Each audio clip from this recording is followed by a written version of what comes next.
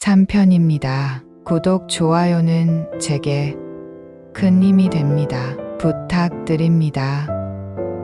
그 후 저는 더 이상 이 생활을 지속할 수 없다는 확신이 들었습니다. 점점 지쳐가는 제 모습을 볼 때마다 다시 고향으로 돌아가고 싶은 마음뿐이었습니다. 눈에 넣어도 아프지 않을 손주 영주를 떠나는 게 마음 아팠지만 제 몸과 마음이 이대로는 버틸 수 없다는 걸 느꼈습니다. 며칠을 고민한 끝에 저는 재곤이를 불러 진지하게 말했습니다. 재곤아, 엄마가 더 이상은 여기서 너희를 도울 수 없을 것 같구나. 이제는 고향 집으로 내려가고 싶어. 재곤이는 당황한 표정으로 물었습니다. 엄마, 무슨 일이에요? 갑자기 왜 그런 말씀을 하세요? 저는 그의 손을 잡고 차분히 말했습니다. 아들아, 엄마도 나이가 들었고 이렇게 계속 생활하는 게 점점 힘들어지고 있어. 영주를 돌보는 건 너무 행복하지만 이제는 내 건강도 챙겨야 할 때인 것 같구나. 재곤이는 잠시 고민하다가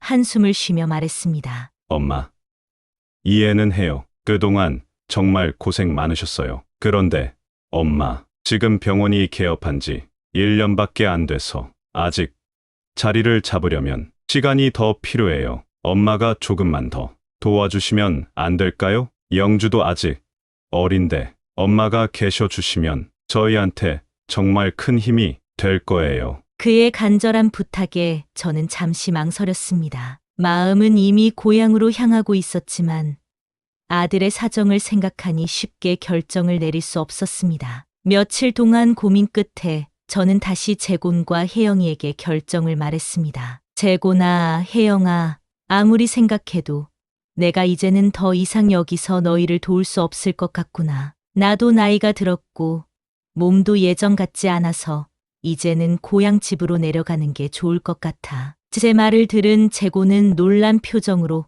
엄마, 정말 이대로 가실 거예요? 병원도 이제 조금씩 자리를 잡고 있는데 엄마가 조금만 더 도와주시면 안 될까요? 라고 간절히 물었지만 저는 단호히 고개를 저었습니다. 그 순간 혜영이의 얼굴이 굳어졌고 그녀는 날카로운 목소리로 말했습니다. 어머님, 영주를 봐주겠다고 하셔서 우리가 이렇게 병원을 시작할 수 있었는데 갑자기 이렇게 가시면 어떻게 해요? 게다가 어머님은 경제적으로도 도와주신 것도 없으시잖아요. 아이도 안 봐주고 그냥 가버리시면 저희 보고 어쩌라는 거예요? 혜영의 차가운 말에 제 마음은 너무 아팠지만 꾹 참고 대답했습니다. 혜영아, 엄마도 정말 많이 고민했단다. 너희를 돕고 싶은 마음은 여전하지만 이제는 내 몸이 감당할 수가 없구나. 미안하다. 눈물이 차오르는 걸 참으며 저는 마지막 짐을 꾸렸습니다. 떠나는 날 재곤은 말없이 저를 바라보기만 했고 혜영은 끝내 얼굴을 돌린 채 인사하지 않았습니다. 차가운 공기를 마시며 고향으로 향하는 길. 제 눈에는 눈물이 멈추지 않았지만 마음 한구석에서는 평온함도 느껴졌습니다. 비록 아들과 며느리를 돕지 못하는 미안함이 남았지만 이제는 제 자신을 돌봐야 할 때라고 스스로를 다독였습니다. 그날 저는 마음을 다잡고 시골집으로 돌아왔습니다. 집에 도착하자 남편이 마당에서 나와 저를 반겼습니다.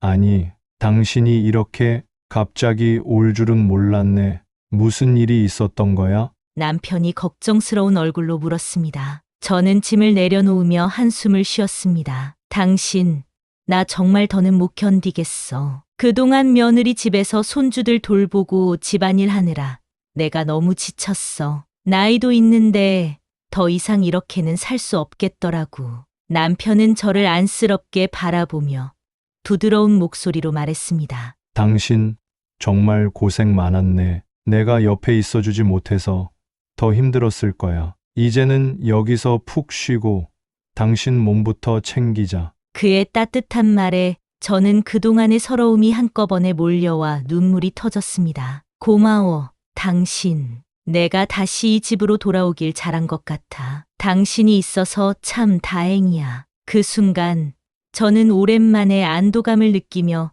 남편의 위로에 진심으로 감사했습니다. 다음 날 아침 경희가 소식을 듣고 저를 찾아왔습니다. 그녀는 집 앞에 도착하자마자 밝은 목소리로 외쳤습니다. 순애야, 나야. 나왔어. 경희의 목소리를 듣는 순간 저는 마당으로 뛰어나갔습니다. 경희야, 정말 오랜만이네. 내가 이렇게 와주다니 얼마나 고마운지 몰라. 경희는 환하게 웃으며 제 손을 꼭 잡았습니다. 그동안 얼마나 힘들었을까? 내 얼굴이 참 많이 상했네. 얘기 좀 해봐.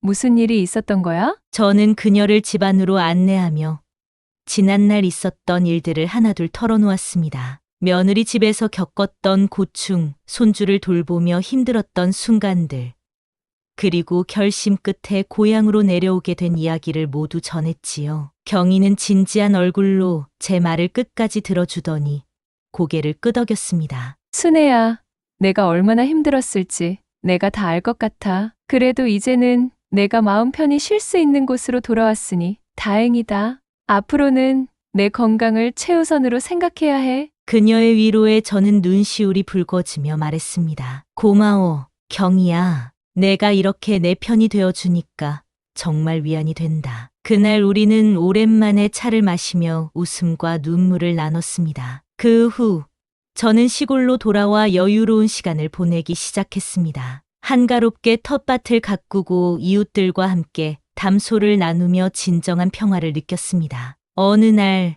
산책 중에 마을회관에서 무료 나눔 식사 봉사를 한다는 안내문을 보게 되었습니다. 요리에 관심이 많던 저는 자연스럽게 마음이 끌렸고 곧바로 참여 신청을 했습니다. 봉사 첫날, 저는 싱싱한 재료들을 다듬고 정성껏 음식을 준비했습니다. 요리책으로 쌓아온 이론과 오랜 경험 덕분에 음식을 맛있게 완성할 수 있었지요. 따뜻한 밥과 국을 받아가며 환하게 웃는 사람들의 모습을 보며 제 마음도 뿌듯함으로 가득 찼습니다. 이렇게 맛있는 음식을 준비해 주셔서 정말 감사합니다. 라는 말을 들을 때마다 내가 이곳에서 새롭게 시작할 수 있음에 감사했습니다. 이 일은 저의 일상생활을 더욱 즐겁게 만들어 주었지요. 한편 제가 떠난 후 혜영은 아이를 돌봐줄 이모님을 고용했지만 그녀의 까다로운 성격 탓에 이모님들이 자주 바뀌는 일이 계속되었습니다. 이웃을 통해 그런 소식을 들은 저는 잠시 생각에 잠겼지만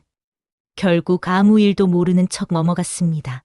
지금의 내 평화가 가장 중요하다라고 스스로를 다독이며 새로운 삶을 즐겼습니다. 몇 달이 지났습니다. 그날은 이상하게 잠자리가 뒤숭숭하고 불안한 기운이 감돌던 날이었습니다. 아무리 뒤척여도 잠이 오지 않아 한참 동안 천장을 바라보고 있었지요. 그날 밤 늦게 전화기가 울렸습니다. 화면에 비친 재곤의 이름을 보고 반가운 마음에 전화를 받았는데 들려오는 그의 목소리가 떨리고 있었습니다. 엄마, 그의 목소리는 울먹이며 가늘게 떨렸습니다. 혜영이가 교통사고를 당했어요. 저는 놀라 입이 다물어지지 않았습니다. 뭐라고? 무슨 사고야? 지금 어디야? 혜영이는 괜찮은 거야? 재곤은 한숨을 몰아쉬며 힘겹게 대답했습니다. 엄마, 과로로 너무 피곤해서 운전 중에 잠깐 졸았대요. 중앙선을 침범해서 반대편 차와 부딪혔다고 합니다. 지금 병원에 있는데 혼수 상태에 빠졌어요. 의사들도 상태가 심각하다고 하네요. 그 말을 듣는 순간 제 다리가 풀려 주저앉고 말았습니다. 어떻게 이런 일이? 재곤은 울먹이며 말을 이었습니다. 엄마, 병원으로 와줄 수 있어요? 지금 너무 혼란스럽고 어떻게 해야 할지 모르겠어요. 저는 떨리는 목소리로 대답했습니다. 그래, 당장 갈게. 조금만 기다려. 너 혼자 너무 힘들어하지 말고. 전화를 끊고 한참 동안 멍한 상태로 있다가 정신을 차리고 짐을 챙겼습니다. 혜영이의 사고 소식은 제 마음을 무겁게 했지만 이럴 때일수록 재곤과 혜영 옆에 있어야겠다는 생각뿐이었습니다. 남편과 함께 서울행 첫 열차에 몸을 실었습니다. 열차 안에서 제 마음은 복잡하기만 했습니다. 혜영이가 얼마나 힘들었길래 이런 사고가 났을까? 미운 마음보다는 걱정과 안타까움이 앞섰습니다. 남편은 옆에서 묵묵히 제 손을 잡아주며 위로했지만 제 머릿속은 온갖 생각으로 가득 찼습니다. 병원에 도착하자마자 재곤이 우리를 맞이했습니다. 그의 눈은 퉁퉁 부어 있었고 얼굴엔 깊은 피로와 슬픔이 묻어났습니다. 엄마, 아빠 와주셔서 감사해요. 라고 말하며 재곤은 울음을 참지 못하고 제 품에 안겼습니다. 저도 그를 꼭 끌어안고 함께 울기 시작했습니다. 중환자실로 들어가 혜영이를 보니 그녀는 아무 움직임도 없이 침대에 누워 있었습니다. 산소 마스크를 쓰고 온몸에 기계가 연결된 그녀의 모습은 너무도 낯설고 안타까웠습니다. 저는 그 자리에 주저앉아 소리 없이 울었습니다. 혜영아, 제발 깨어나줘. 제발. 한쪽에서 재곤은 의자에 앉아 머리를 감싸쥐고 흐느끼고 있었습니다. 그런 그의 모습을 보는 제 마음이 더 아팠습니다. 그러던 중 아무것도 모르는 영주가 병실 문 앞에서 고사리 손으로 저를 부르며 말했습니다. 할머니, 엄마 어디 아파요? 저는 영주를 안아들며 목이 메인 목소리로 대답했습니다. 영주야, 엄마가 조금 아파서 쉬고 계시는 거야. 걱정하지 말자, 알겠지. 그러나 눈물이 멈추지 않아 영주를 안고 한참을 울고 말았습니다. 그때 의사가 병실로 들어와 조심스럽게 말을 꺼냈습니다. 보호자분들, 잠시 이야기 나눌 수 있을까요? 재곤과 저는 곧바로 의사를 따라 병실 밖으로 나왔습니다. 의사는 침착한 목소리로 설명을 시작했습니다. 환자분께서는 교통사고로 인해 척추를 심하게 다치셨습니다. 현재 척추신경에 심각한 손상이 있어서 수술이 꼭 필요한 상황입니다. 다만 수술 후에도 환자분께서 정상적으로 걷는 것이 힘들 수 있습니다. 그 말을 들은 재곤은 눈물을 삼키며 떨리는 목소리로 물었습니다. 걷지 못할 수도 있다는 말씀이세요? 그럼 앞으로 어떻게 되는 건가요? 의사는 고개를 끄덕이며 차분히 대답했습니다. 수술 후 재활 치료를 통해 어느 정도 회복 가능성이 있지만 완전한 회복을 장담하기는 어렵습니다. 환자분이 체력적으로도 많이 소진된 상태라 회복 과정이 더뎌질 수 있습니다. 저는 의사의 말을 들으며 손이 떨리는 것을 느꼈습니다. 그럼 수술은 언제 진행되나요? 어떻게 해야 가장 좋은 결과를 얻을 수 있을까요? 라고 간신히 물었습니다. 의사는 진지한 표정으로 대답했습니다. 수술은 최대한 빨리 진행하는 것이 좋습니다. 지금으로서는 환자분의 상태를 지속적으로 관찰하며 수술 준비를 서두르겠습니다. 보호자분들께서도 마음을 단단히 먹으셔야 할 것 같습니다. 그 말을 듣는 순간 재곤과 저는 서로를 바라보며 눈물을 흘렸습니다. 혜영은 수술실로 들어갔고 오랜 시간 끝에 수술을 마치고 회복실로 옮겨진 상태였습니다. 재곤은 긴장한 얼굴로 저를 바라보며 말했습니다. 엄마, 아빠, 혜영이가 이제 안정되기까지 시간이 걸릴 거예요. 제가 병원에서 혜영 곁을 지켜야 하니 엄마는 영주를 데리고 집에서 가세요. 남편과 저는 고개를 끄덕이며 그의 부탁을 수락했습니다. 그래, 재곤아, 엄마랑 아빠가 영주를 잘 돌볼게. 내 아버지도 병원에 올 테니 교대로 혜영이를 잘 지켜보자. 그날 저녁 우리는 영주를 데리고 재곤의 집으로 향했습니다. 집에 도착하자 영주는 낯익은 공간에 반가워하며 환하게 웃었지만 제 마음은 무거웠습니다. 혜영의 회복을 간절히 기도하며 걱정스러운 마음을 억누르려 애썼지요. 남편은 짐을 정리하면서 조용히 말했습니다. 혜영이는 괜찮을 거야. 강한 아이잖아. 금방 깨어날 거야. 그렇지? 하지만 그의 말은 저에게 위안이 되기보다는 미안한 마음을 더 크게 했습니다. 저는 눈물을 참지 못하고 말했습니다. 여보, 내가 잘못한 것 같아. 고향으로 돌아간 게 아니었나 봐. 내가 영주를 계속 봐주었다면 혜영이가 그렇게 피곤해서 졸지 않았을 텐데 내가 너무 나만 생각했나 봐. 남편은 다가와 제 어깨를 감싸며 단호히 말했습니다. 아니야. 당신 잘못이 아니야. 누구의 잘못도 아니야. 이런 일은 그저 일어난 일이야. 그리고 혜영이는 꼭 회복될 거야. 너무 걱정하지 말고 우리 영주를 잘 돌보자. 남편의 위로에 저는 그제야 고개를 끄덕이며 흐느꼈습니다. 그는 이어서 말했습니다. 우리가 힘을 내야 아이들이 다시 일어설 수 있어. 당신 너무 자책하지 말고 우리 아이들을 위해 든든한 나무처럼 버티고 기다리자. 그의 말은 마치 따뜻한 햇살처럼 제 마음을 조금씩 녹여주었습니다. 혜영이의 회복을 기도하며 우리는 서로를 의지해 이 어려운 시간을 함께 견뎌내기로 결심했습니다. 그 후로 하루하루가 간절한 기다림의 연속이었습니다. 혜영이가 깨어나길 바라며 병원을 오가는 재곤의 모습은 점점 지쳐 보였습니다. 그의 얼굴은 수척해졌고 걸음걸이마저 힘없이 느껴졌습니다. 그런 아들의 모습을 지켜보는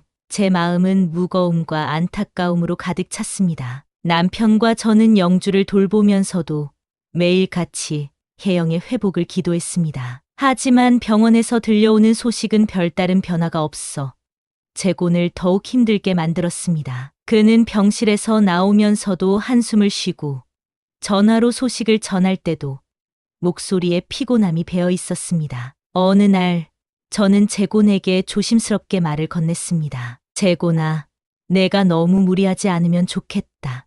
혜영이는 꼭 회복될 거야. 그러니 내 몸도 조금은 돌봐야 한다. 재곤은 억지로 미소를 지으며 대답했습니다. 엄마, 괜찮아요. 혜영이가 깨어날 때까지 제가 꼭 옆에 있어야 해요. 혜영이 없이는 영주도 저도 버틸 수 없을 것 같아요. 그의 말을 듣는 순간 저는 그저 그의 손을 잡고 눈물을 삼킬 수밖에 없었습니다. 우리는 모두 혜영의 회복이라는 희망 하나에 기대어 하루하루를 버텨내고 있었습니다. 그러던 어느 맑고 화창한 날, 병실 창문으로 반짝이는 햇살이 비쳐들어오고 하늘은 끝없이 파랗게 펼쳐져 있었습니다. 혜영이 혼수 상태에 빠진 지 한 달이 지난 때였습니다. 재곤은 병실에서 혜영의 손을 잡고 앉아 깊은 생각에 잠겨 있었습니다. 갑자기 혜영의 손가락이 미세하게 움직이는 것을 느낀 재곤은 놀라며 고개를 들었습니다. 혜영아, 혜영아,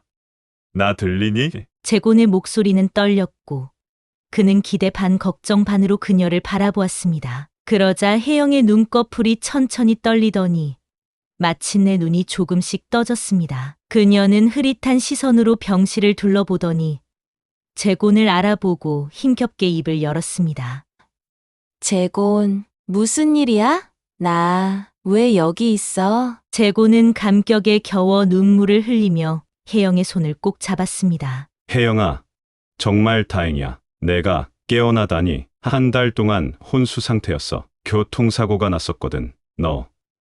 너무 피곤해서 운전 중에 잠깐 졸았었어. 그 말을 들은 혜영은 잠시 멍하니 천장을 바라보다가 자신의 몸의 이상함을 느꼈습니다. 그녀는 힘겹게 고개를 돌려 재곤에게 물었습니다. 재곤 씨, 그런데 왜 내 다리가 왜 다리에 감각이 없지? 이게 어떻게 된 거야? 재곤은 그 말을 듣고 한동안 아무 말도 하지 못한 채 고개를 숙였습니다. 혜영이 불안한 목소리로 다시 물었습니다. 재곤 씨, 제발 말해줘. 나한테 무슨 일이 있는 거야? 재곤은 결국 숨을 깊게 들이쉬고 그녀의 손을 잡으며 떨리는 목소리로 대답했습니다. 혜영아, 사고로 척추를 다쳤어. 의사 선생님이 수술은 성공적으로 끝났지만 신경 손상이 심해서 그래서 내 다리에 감각이 없는 거야. 앞으로 걸을 수 없을지도 몰라. 그 말을 들은 혜영은 충격에 휩싸인 얼굴로 한동안 말을 잇지 못했습니다. 그리고 이내 그녀의 눈에서 눈물이 쏟아져 내렸습니다. 그게 무슨 소리야. 나 이렇게 살 수 없어. 재곤 씨, 나 어떡해. 그녀는 절망에 빠져 흐느끼며 울기 시작했습니다. 재곤은 그녀의 어깨를 부드럽게 감싸 안으며 말했습니다. 혜영아, 나랑 함께라면 괜찮아. 우리가 이겨낼 수 있어. 너 혼자가 아니야. 영주도, 나도 다 널 위해 여기 있어. 우리 같이 해내자. 응? 혜영은 재곤의 품에 안긴 채 한참을 울었습니다. 혜영이가 깨어났다는 소식을 들은 주인공은 남편과 영주를 데리고 병원을 찾았습니다. 병실에 도착하자마자 영주는 엄마를 보며 기쁜 목소리로 외쳤습니다. 엄마, 엄마 깨어났어. 혜영은 힘겹게 미소를 지으며 영주를 바라보았습니다. 그녀는 손을 뻗어 영주의 작은 손을 잡으며 말했습니다. 우리 영주야, 엄마가 많이 보고 싶었어. 이렇게 건강하게 와줘서 고마워. 그러나 저와 눈이 마주친 순간 혜영은 잠시 머뭇거리며 어색한 표정을 지었습니다. 저는 그런 혜영을 보며 다가가 부드럽게 말했습니다. 혜영아, 정말 깨어나줘서 고맙다. 고마워. 혜영은 주인공의 말을 듣고 살짝 눈시울이 붉어지더니 조용히 고개를 끄덕였습니다. 혜영이는 깨어났지만 걸을 수 없다는 사실을 받아들이기 힘들어했습니다. 그녀는 병실에 혼자 남겨질 때마다 한없이 깊은 절망감에 빠졌습니다. 하루 종일 창밖을 바라보며 생각에 잠기고 간호사들이 다녀가도 대화조차 나누려 하지 않았습니다. 어느 날 재곤이 병실에 들어가 혜영 곁에 앉았습니다. 혜영아, 오늘 기분은 좀 어때? 혜영은 고개를 돌리지 않은 채 낮은 목소리로 대답했습니다. 재곤 씨, 나 이렇게 사는 게 무슨 의미가 있을까? 다리에 감각도 없고 앞으로도 걸을 수 없는데 나 그냥 모든 게 다 끝난 것 같아. 재곤은 그녀의 손을 꼭 잡으며 진심 어린 목소리로 위로하려 했습니다. 혜영아, 내가 이렇게 우리 곁에 있다는 것만으로도 정말 감사해. 내가 항상 내 곁에 있을게. 영주도 내가 다시 웃는 모습을 기다리고 있어. 내가 얼마나 소중한지 잊지 마. 우리가 함께라면 어떤 어려움도 이겨낼 수 있어. 하지만 혜영은 고개를 저으며 울음을 터뜨렸습니다. 영주, 내가 이렇게 다리에 감각도 없고 아무것도 못하는데 어떻게 엄마 역할을 할 수 있겠어? 영주가 뭘 보고 배우겠어? 내가 이렇게 돼버린 게 다 내 잘못인 것 같아. 그녀는 손으로 얼굴을 감싸며 한참 동안 흐느꼈습니다. 이제 영주는 어떻게 키우겠어? 내가 엄마로서 아무 쓸모도 없는데. 재곤 씨, 나 정말 너무 무서워. 앞으로 어떻게 살아야 할지 모르겠어. 혜영의 목소리는 절망에 가득 차 있었고 그녀의 어깨는 눈물로 젖어 있었습니다. 재곤은 그런 그녀를 바라보며 마음이 찢어질 듯한 고통을 느꼈지만 최대한 침착하게 그녀를 위로하려고 노력했습니다. 혜영아, 내가 영주의 엄마인 것만으로도 충분해. 내가 여기 있다는 것만으로 우리 가족에게는 희망이야. 지금 당장은 힘들겠지만 내가 옆에서 끝까지 도울게. 천천히 함께 해보자. 그의 말에도 혜영의 눈물은 멈추지 않았고 병실은 조용한 슬픔으로 가득 찼습니다. 그녀의 괴로움은 깊었고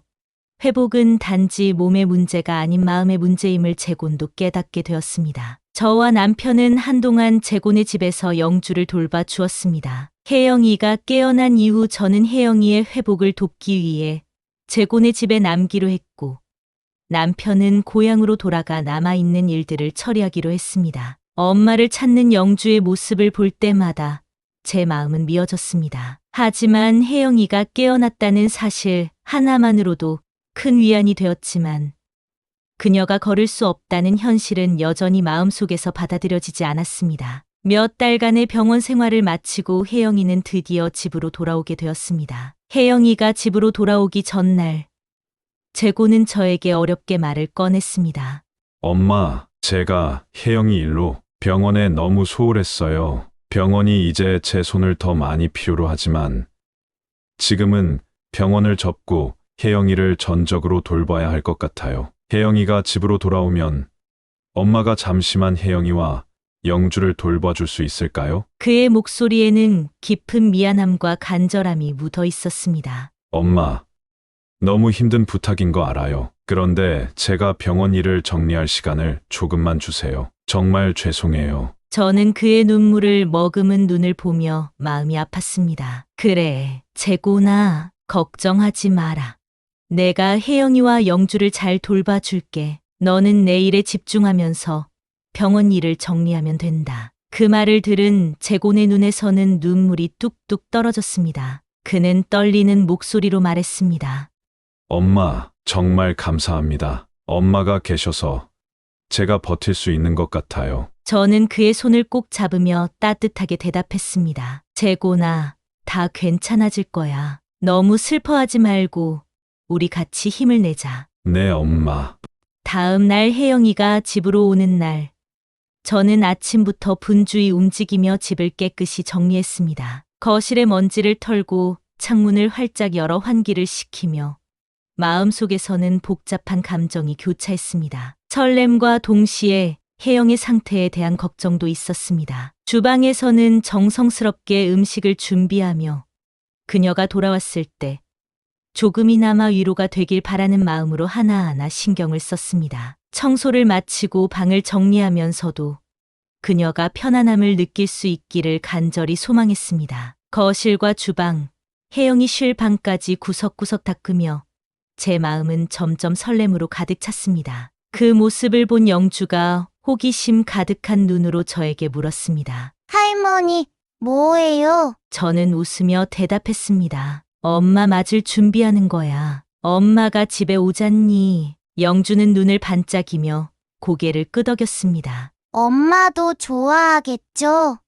저는 영주의 머리를 쓰다듬으며 말했습니다. 그럼 엄청 좋아하실 거야. 우리 영주가 이렇게 엄마를 기다리고 있으니 얼마나 행복하시겠니. 저와 영주는 함께 웃으며 집을 정리했고 그 순간만큼은 둘 다 행복으로 가득 찬 시간을 보냈습니다. 그러나 혜영이가 집에 도착한 순간 분위기는 무거워졌습니다. 제가 느꼈던 설렘과 기대는 한순간에 사라지고 집 안에는 무거운 침묵이 감돌았습니다. 영주와 제가 환하게 웃으며 그녀를 맞이했지만 혜영은 우울한 표정을 지은 채로 어두운 눈빛만 남긴 채 천천히 현관을 들어섰습니다. 영주와 저는 환한 얼굴로 현관문 앞에서 그녀를 맞이하며 환영했습니다. 엄마, 보고 싶었어요. 영주는 팔을 벌리며 달려갔지만 혜영은 우울한 표정을 지은 채로 그저 고개만 끄덕였습니다. 저는 혜영에게 다가가 부드럽게 말했습니다. 혜영아, 집에 오느라 고생 많았다. 우리가 널 얼마나 기다렸는지 몰라. 하지만 혜영은 눈길조차 주지 않고 천천히 집 안으로 들어가더니 곧바로 방으로 들어갔습니다. 문을 닫고 침대에 누운 그녀는 한참 동안 천장만 바라보며 멍하니 있었습니다. 그녀의 침묵과 우울한 모습에 제 마음은 무거워졌습니다. 저는 혜영이가 힘을 내길 바라는 마음으로 음식을 준비했습니다. 혜영이가 좋아했던 반찬들로 가득 채운 쟁반을 들고 그녀의 방으로 들어갔습니다. 혜영아, 내가 좋아했던 음식을 만들어 봤어. 조금이라도 먹고 기운을 내야지. 하지만 혜영은 고개를 돌려 음식을 바라보지도 않았습니다. 저는 한숨을 삼키며 다시 말했습니다. 혜영아, 한 입이라도 먹어봐. 내가 먹어야 몸도 힘을 얻을 수 있잖니. 혜영은 힘없이 대답했습니다. 어머님, 정말 미안한데 지금은 아무것도 먹고 싶지 않아요. 그냥 좀 혼자 있고 싶어요. 그녀의 단호한 말에 저는 더 이상 권할 수 없었습니다. 쟁반을 조용히 내려놓고 방을 나서며 마음 한구석이 더욱 무거워졌습니다. 그녀를 도와주고 싶었지만 어떻게 해야 할지 막막하기만 했습니다. 그렇게 혜영은 3일째 음식을 먹지 않았습니다. 그녀의 얼굴은 창백해졌고 눈 밑에는 짙은 다크서클이 자리 잡고 있었습니다. 기운이 없는 몸짓으로 침대에 누워있는 혜영의 모습은 너무도 안쓰러워 보였습니다. 그녀의 방 안에는 음식 쟁반이 여러 번 가져다 놓았다가 치운 흔적들이 쌓여 있었고 먹지 않은 음식 냄새가 가볍게 맴돌았습니다. 저는 혜영의 상태가 점점 안쓰러워 보였지만 어떻게 다가가야 할지 갈피를 잡지 못하고 있었습니다. 그날 오후 영주가 혜영이의 방으로 들어가 기쁜 목소리로 말했습니다. 엄마, 할머니가 엄마 좋아서 맛있는 음식도 많이 준비했어. 엄마, 우리 같이 먹자. 하지만 혜영은 눈길도 주지 않고 단호하게 대답했습니다. 영주야, 엄마한테 오지 마. 그냥 나가. 영주는 당황하며 주춤거리다가 다시 용기를 내어 다가갔습니다. 엄마, 왜 그래? 나랑 놀자. 그러자 혜영은 감정이 폭발하듯 소리쳤습니다. 제발 나가라고 했잖아. 나한테 오지 마. 영주는 깜짝 놀라 울음을 터뜨리며 저에게 달려왔습니다. 저는 그런 영주를 안아주며 달래면서도 혜영의 다친 마음을 어떻게 열어야 할지 몰라 무거운 마음으로 한숨을 내쉬었습니다. 저는 혜영이에게 정성껏 준비한 음식을 가져다 주며 말했습니다. 혜영아, 이건 내가 좋아했던 음식이야. 조금이라도 먹고 힘을 내야지. 그러나 혜영은 고개를 돌리며 매몰차게 대답했습니다. 어머님, 미안한데 지금은 아무것도 먹고 싶지 않아요. 그냥 놔두세요. 그녀의 차가운 태도에 제 마음은 더욱 무거워졌지만 저는 포기하지 않고 다시 음식을 권했습니다. 혜영아, 내 몸이 이렇게 약해지면 영주도 걱정할 거야. 우리 영주를 생각해서라도 한 입만 먹어보자. 그 순간 혜영은 갑자기 감정을 터뜨리듯 울부짖었습니다. 그녀는 눈물이 가득 고인 채로 저를 향해 소리쳤습니다. 왜요?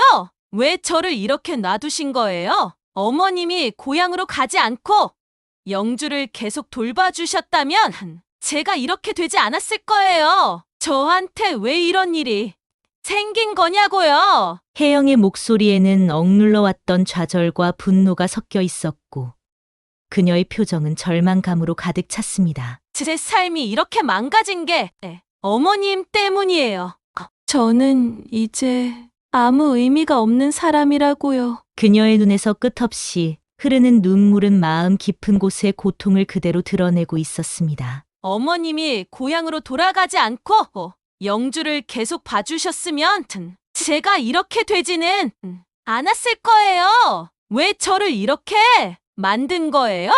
왜 저를 내버려 두셨냐고요? 그녀의 원망 가득한 목소리에 저는 그동안 꾹 참아왔던 감정이 폭발하고 말았습니다. 너는 내가 어떤 마음으로 영주를 돌봤는지 생각해 본 적 있니? 내가 힘들게 내 아이를 키우며 너희를 돕고 있었는데 넌 날 진짜 어머니라고 생각한 적이 있니? 나를 그저 편할 때만 부려먹고 무식하다고 무시했잖아. 넌 나를 식모 취급했어. 말을 하며 눈물이 주체 없이 흘러내렸고 제 마음속 깊이 쌓였던 서러움이 눈물과 함께 쏟아져 나왔습니다. 저는 가슴을 치며 통곡했습니다. 그런 제 모습을 보던 혜영은 충격을 받은 듯 아무 말 없이 저를 바라보았습니다. 저는 마지막으로 혜영에게 단호히 말했습니다. 그래, 내가 먹든지 말든지 이제는 상관하지 않겠어. 죽든지 말든지도 내 알바 아니야. 하지만 한 가지 약속할게. 내가 아무리 힘들어도 영주는 엄마 없는 자식이라는 소리 안 듣게 내가 잘 키울 거야. 내가 죽든 말든 이제는 내 마음대로 해. 그 말을 남기고 저는 방문을 꽝 닫고 나왔습니다. 방 안에서는 혜영의 흐느끼는 울음소리가 고요 속에 울려 퍼졌습니다.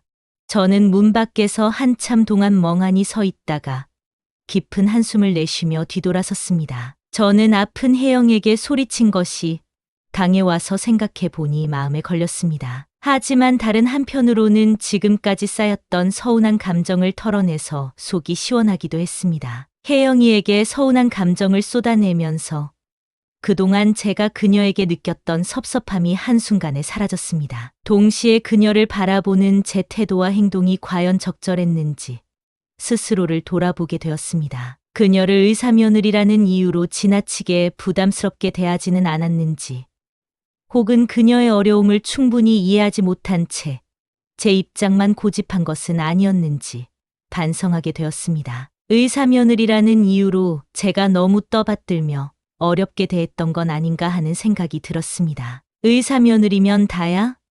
라는 생각에 편하게 생각하고 혜영이를 대했어야 하는데 라는 생각과 그동안 솔직하게 말하지 못한 제 모습이 후회스럽기도 했습니다. 이제는 더 이상 마음에 쌓아두지 말고 혜영에게 진심을 전해야겠다고 결심했습니다. 며느리를 편안하게 대하고 그녀가 힘든 상황을 이겨낼 수 있도록 진정으로 도와주고 싶었습니다. 그런 마음이 드니 문득 돌아가신 사부인이 제게 남긴 말씀이 떠올랐습니다. 혜영이를 잘 부탁한다던 사부인의 간절한 당부가 생생하게 떠오르며 제 마음을 더 다잡게 만들었습니다. 사부인, 걱정 마세요. 제가 혜영이를 잘 돌볼게요. 저는 조용히 다짐하며 혜영이 곁에서 더 든든한 버팀목이 되겠다고 마음먹었습니다. 그날 밤, 저는 영주와 함께 방에 누워 이야기를 나누었습니다. 영주는 조용히 제 손을 잡고 물었습니다. 할머니,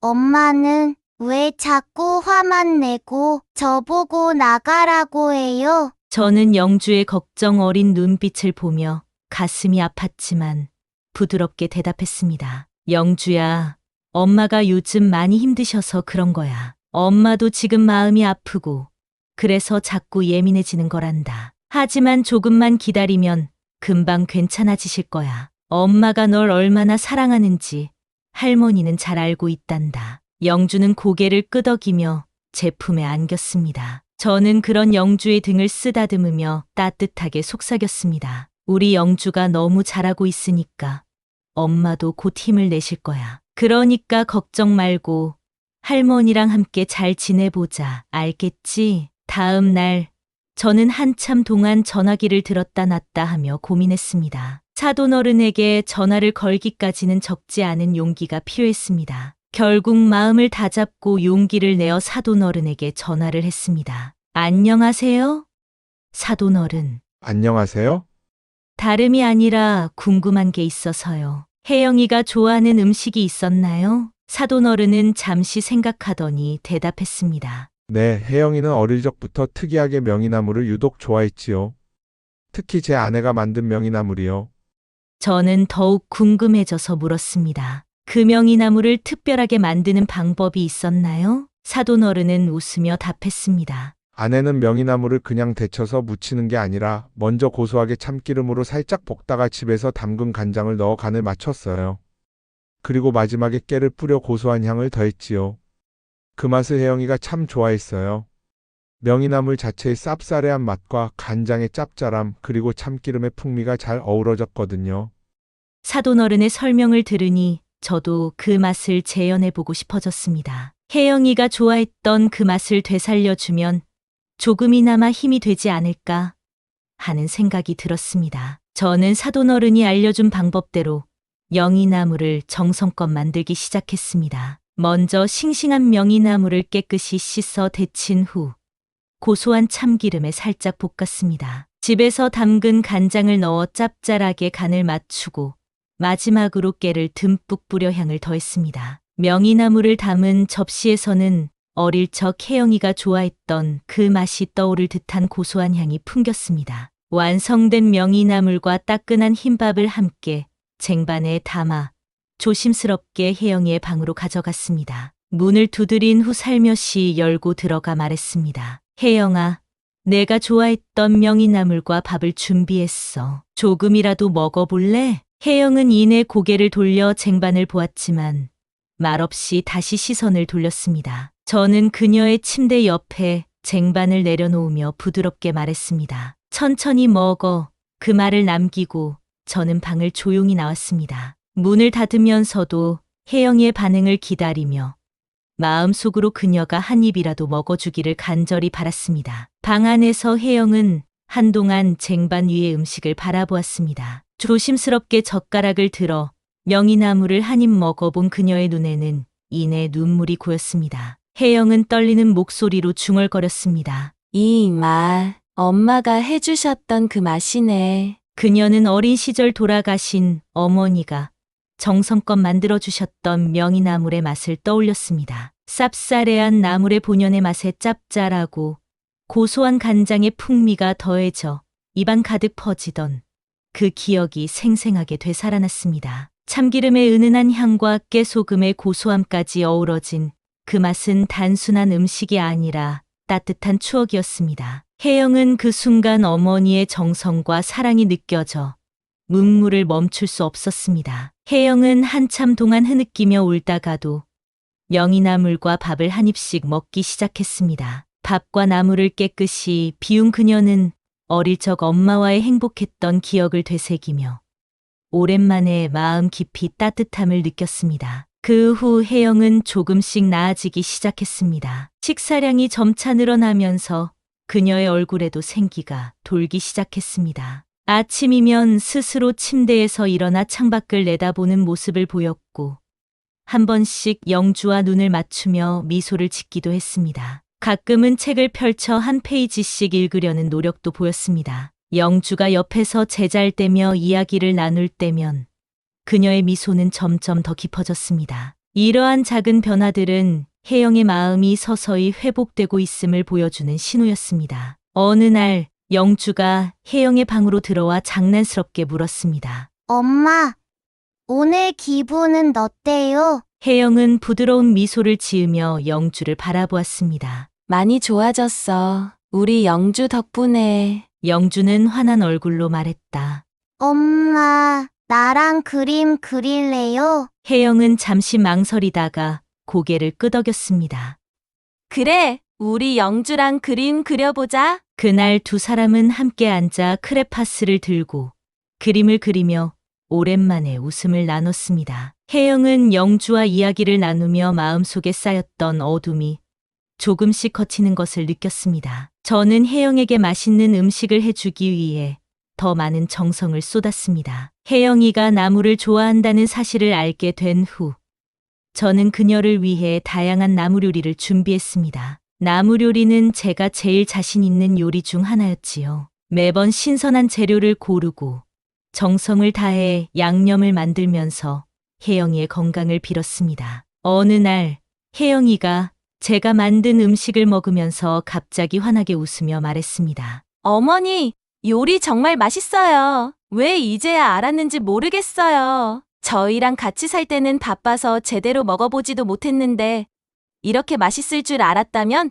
도시락이라도 싸가지고 다녔을 거예요. 그녀의 밝은 표정을 보며 저도 모르게 웃음이 나왔습니다. 그런데 혜영이는 이내 진지한 얼굴로 제게 사과를 하기 시작했습니다. 어머님, 제가 생각해보니까 어머님께 정말 잘못한 게 많더라고요. 어머님이 정성스럽게 농사지어서 가져오신 음식들을 제가 하찮게 여겼던 것 같아요. 위생적이지 않다고 불평하고 지금 돌이켜보니 제가 너무 어리석었어요. 그 음식에 얼마나 큰 정성과 사랑이 담겨 있었는지 이제야 깨달았어요. 정말 죄송해요. 그녀는 말을 이어갔습니다. 그리고 어머님, 제가 같이 살 때 너무 힘들게 해서 정말 죄송해요. 어머니가 고향으로 가시고 나니까 제가 정말로 힘들어서 죽는 줄 알았어요. 그때 알게 되었어요. 어머님이 얼마나 힘드셨는지 우리가 어머님을 너무 힘들게 해서 떠나셨다는 거려. 혜영은 눈물을 글썽이며 고백했습니다. 제가 저번에 어머님이 가셔서 제가 이렇게 됐다고 했던 말, 그건 진심이 아니었어요. 너무 힘들어서 누구라도 탓하고 싶었을 뿐이에요. 그런 말로 어머님 마음을 아프게 해서 정말 죄송해요. 혜영의 목소리는 떨렸고 그녀의 손은 눈물로 젖어 있었습니다. 어머님, 제가 진심으로 사과드릴게요. 그녀는 고개를 살짝 숙인 채 말을 잇지 못하며 깊은 한숨을 내쉬었습니다. 그녀의 어깨는 미세하게 떨렸고 눈에는 참아왔던 눈물이 고이기 시작했습니다. 혜영은 손으로 얼굴을 감싸며 울음을 삼키려 노력했지만 이내 흐느끼며 진심 어린 눈빛으로 저를 바라보았습니다. 그녀의 눈에서 눈물이 흘러내렸습니다. 저도 감정을 억누를 수 없어 눈물이 고이고 말았습니다. 혜영의 손을 꼭 잡으며 말했습니다. 아가, 혜영아, 이렇게 잘 먹어주고 영주의 엄마로 다시 이렇게 살아줘서 정말 고맙다. 나는 이제 하나도 서운하지 않고 힘들지 않아. 내가 이렇게 진심을 전해주니 나도 이제 마음이 놓인다. 정말 고마워. 저는 혜영을 부둥켜 안고 한동안 함께 울었습니다. 그 순간 서로의 마음에 있던 응어리가 녹아내리고 다시금 가족으로서의 끈끈한 유대감이 깊어지는 것을 느낄 수 있었습니다. 그 후 혜영이는 점차 회복되어 누워만 있던 시간을 지나 휠체어에 앉을 수 있게 되었습니다. 저는 너무나 기뻤습니다. 이제는 혜영이와 영주와 함께 밖으로 나갈 수 있는 날들이 찾아왔으니까요. 우리는 마트에 함께 가서 장을 보고 어린이집 하원 시간에는 영주를 마중 나갔습니다. 공원에 가서 산책을 하며 이런저런 이야기를 나누는 소소한 시간도 가지게 되었지요. 어느 날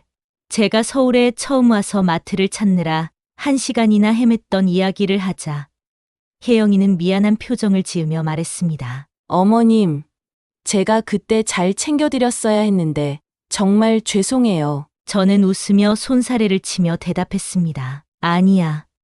내가 워낙 길치라서 그래. 그래도 이제는 서울 길도 익숙해졌으니 다행이지. 내가 미안해할 필요는 전혀 없어. 돌아오는 길에 선우 할머니를 보았습니다. 선우 할머니는 반갑게 인사하며 말을 건넸습니다. 어머, 순애 할머니. 요즘 어떻게 지내요? 오랜만이에요. 저는 환하게 웃으며 대답했습니다. 선우 할머니, 덕분에 잘 지내요. 혜영이랑 영주랑 같이 있어서 하루하루가 참 행복하답니다. 선우 할머니는 제 옆에 있는 혜영을 보더니 놀란 표정으로 물었습니다. 아니, 이분이 그 유명한 의사 며느리인가요? 정말 부럽네요. 그러자 혜영이 부드러운 미소를 지으며 말했습니다. 아닙니다. 선우 할머니, 제가 어머님께 얼마나 많은 도움을 받는지 몰라요. 우리 어머님은 정말 최고세요. 제가 이렇게 다시 일어설 수 있었던 것도 다 어머님 덕분이에요. 저는 그 말을 듣고 마음이 뭉클해져 혜영의 손을 살짝 잡았습니다. 아니야, 혜영아. 내가 이렇게 잘 이겨내고 있는 게 다 내 노력 덕분이지. 내가 도운 건 별로 없단다. 선우 할머니는 미소를 지으며 고개를 끄덕였습니다. 두 분 사이가 이렇게 좋으니 참 보기 좋아요. 앞으로도 늘 행복하세요. 우리는 따뜻한 인사를 나누며 다시 길을 걸어갔습니다. 마음 한편이 따뜻해지는 순간이었지요. 어느 날 혜영이가 제게 조심스레 말을 꺼냈습니다. 어머님, 제가 하나 제안 드려도 될까요? 저는 궁금한 눈으로 그녀를 바라보며 대답했습니다. 그럼 무슨 일이니? 혜영이는 밝은 미소를 지으며 말했습니다. 어머님 요리 정말 맛있잖아요. 그 요리 비법으로 유튜브를 해보는 게 어떨까요? 저는 그 요리에 들어가는 재료들의 효능을 의학적으로 설명해 드릴게요. 저는 갑작스러운 제안에 어리둥절한 표정을 지으며 물었습니다. 유튜브. 그게 뭔데? 혜영은 웃음을 참지 못하고 대답했습니다. 어머님, 유튜브는 사람들이 영상을 올리고 공유하는 거예요. 어머님은 요리만 잘하시면 돼요. 나머지는 제가 다 알아서 할게요. 저는 여전히 이해가 잘 안 갔지만 혜영이 열정적인 표정을 보며 고개를 끄덕였습니다. 그게 정말 가능하겠니?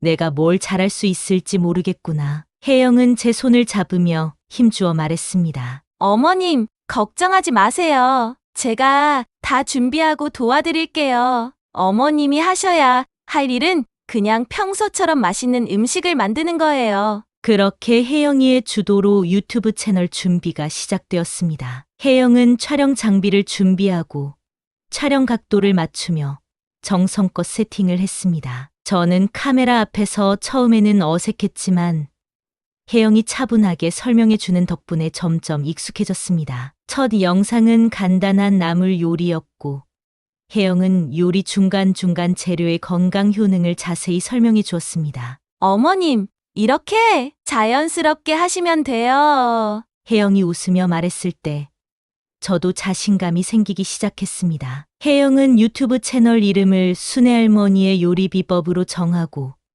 우리의 이야기를 담기로 했습니다. 채널은 제가 요리를 만드는 모습을 중심으로 혜영이 각 재료의 효능을 의학적으로 설명하는 형식으로 꾸며졌습니다. 그렇게 둘이 함께한 유튜브는 첫 영상을 올린 후 점점 많은 관심을 받았고 우리의 일상에도 새로운 활력을 불어넣게 되었습니다. 유튜브를 시작하면서 혜영은 자신의 재활 과정을 영상에 담기로 결심했습니다. 병원에서는 그녀에게 걷는 것은 거의 불가능하다는 냉정한 말을 했지만 혜영은 포기하지 않았습니다. 첫날부터 일어서는 것조차 쉽지 않았고 그녀는 수없이 넘어지고 울며 좌절했습니다. 정말로 내가 다시 걸을 수 있을까? 라며 스스로를 의심하던 순간들도 많았지만 그녀는 매일 자신을 일으키며 재활을 이어갔습니다. 혜영은 이러한 과정을 하나도 숨기지 않고 유튜브에 담았습니다. 카메라 속에서 그녀는 땀과 눈물로 가득한 날들을 솔직하게 보여주며 고통 속에서도 희망을 찾으려는 노력을 계속했습니다. 특히 재활 후 저의 정성 가득한 음식을 먹으며 힘을 내는 모습을 영상에 담았지요. 명이나물 비빔밥을 먹으며 환하게 웃던 혜영의 모습은 많은 사람들에게 깊은 울림을 주었습니다. 영상 속에서 혜영은 종종 이렇게 말하곤 했습니다. 저희 어머님이 저를 위해 매일 정성껏 만들어주신 이 음식 덕분에 저는 꼭 다시 걸을 겁니다. 어머님의 음식은 단순한 식사가 아니라 저에게 희망과 에너지 그 자체예요. 저는 그런 혜영의 모습을 보며 뭉클한 감동을 느꼈습니다. 이렇게 진솔한 이야기를 담은 우리의 유튜브 채널은 점점 더 많은 사람들의 사랑을 받게 되었고 어느덧 구독자는 50만 명을 넘어서게 되었습니다. 그러던 어느 날 방송국에서 연락이 왔습니다. 순애 할머니의 요리 비법 채널과 며느리님의 재활 스토리를 주제로 다큐멘터리를 제작하고 싶습니다. 라는 제안이었지요. 또 다른 요리 채널에서는 저희 요리 비법을 소개해달라는 요청도 들어왔습니다. 그렇게 저는 유튜브뿐만 아니라 방송에서도 잘 나가는 요리 전문가로 소개되며 많은 사람들에게 제 이야기를 전하게 되었습니다. 이 모든 것은 혜영과의 협력과 그녀의 용기 덕분이었지요. 우리의 이야기는 이제 단순한 개인의 기록이 아닌 많은 이들에게 희망을 전하는 메시지가 되었습니다.